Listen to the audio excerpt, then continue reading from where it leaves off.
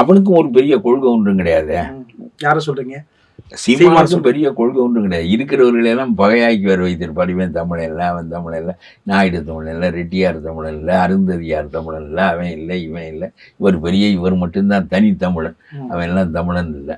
இந்த அளவு வேற பண்ணி வைத்திருக்கிறார். நெகட்டிவ் ஓட்டு வைத்திருக்கிறான் 2 பேர் தான். முஸ்லீமை ஒத்துக்கொள்ளாததனால் முஸ்லீம் என்னைக்கும் பிஜேபிக்கு நெகட்டிவ் ஓட்டு. ஓகே. அதே மாதிரி இந்த ரெட்டியார் இவர்களெல்லாம் இந்த சீமானுக்கு நெகட்டிவ் ஓட்டு. சீமானை சேர்த்துக்கொள்வது ஒரு வெட்டி சுமை.